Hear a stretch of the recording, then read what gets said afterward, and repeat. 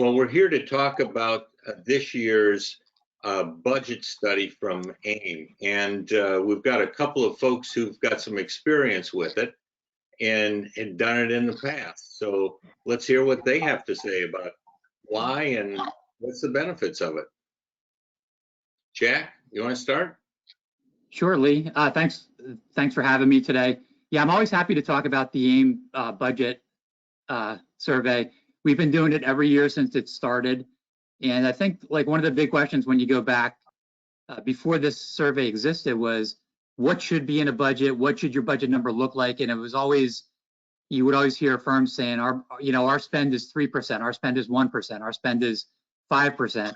And the fact that we have solid information now through AIM and through Hinge doing the survey, I think is really invaluable to just about every member who controls a budget.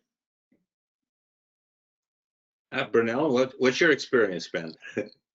So I am relatively new to the accounting marketing industry. I've been with AIM and with Moore Coulson a little over 3 years. So joining AIM and having this as a resource was invaluable to me. To what Jack was saying, it's making sure that you're not really forgetting anything, right? I mean, this may sound rudimentary, but when you're putting a budget together for an accounting firm, there are many different buckets that you need to be thinking about. So when you're dealing with multiple industry groups, multiple service lines, and also corporate as a whole, you need to be looking at these different activities that marketing is in charge of. So having a resource like the survey was invaluable to me when I was starting, and even today. Now I feel like I know what I'm doing a little bit better. When I put my budget together, that is my resource where I go back to and compare what I've put together against what the report is saying. And I, in particular, really look at the high growth firm portion of your survey. I find that there's information there that is a fantastic benchmark for us. I want to see what are we putting on here? Is it matching up with what high growth firms are doing right now? So that has been a resource that is invaluable to me, and I definitely am looking forward to seeing what this year's report is going to be like and participating for future years to get that benefit. Excellent. I think, Jack, you raised a good point, and Brunella, you really underlined it, is that this is one of the few studies where you can actually look line by line and see how much people are spending on different things, and not just one number, but really what's in and what's not in. I think that's one of the things that I find most helpful when looking at it. I agree 100%, because one thing that is really challenging when you look at different studies is because you don't know what is included. And what I appreciate that this survey does is that it separates and it tells me whether salaries are included, whether nonprofit spend is included, sponsorships are included, because these budgets are structured differently firm by firm. So I'm able to feel like I'm comparing apples to apples when I'm looking at this report. So that is a very, very important factor to me. Have you used it to adjust your budgets, Jack?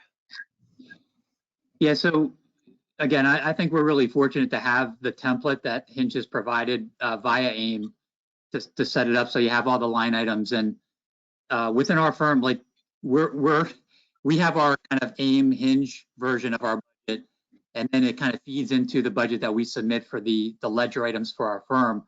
But within each category, we'll actually track so 2019 was the most recent survey results that we had. So we'll put our percent spend there, and then we'll figure out what our percent spend in our budget is, do a delta on that, see what the difference is, and either reconcile it or say, okay, this is why we're doing that. So for example, we're always a little bit higher on advertising than the AIM survey is. And there's been some situations where we know why that's happening, so it doesn't like jump out at us as a huge problem.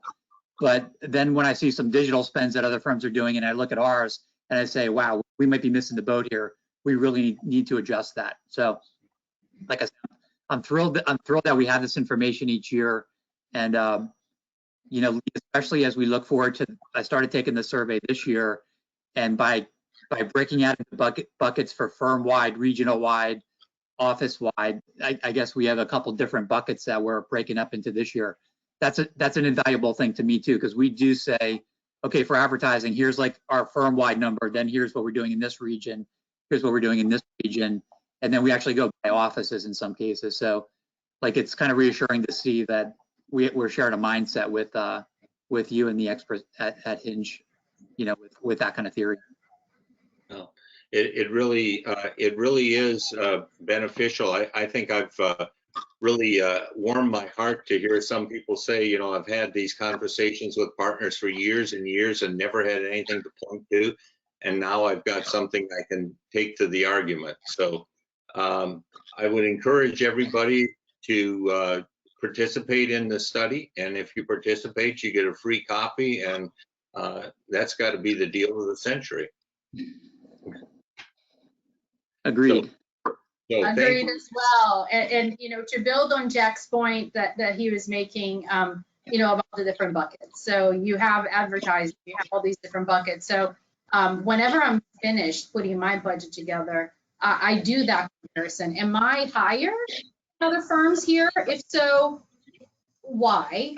Is this intentional? Is this something that I think I will get the ROI from, right? And if I'm much lower, why is that? So it makes me stop and ask really important questions, and I use that as my true benchmark and comparison point to ensure that my budget really is on target. Excellent. Well, thank you both for taking the time to share it, and I encourage everybody to take the study. Thanks, Lee. Thank you.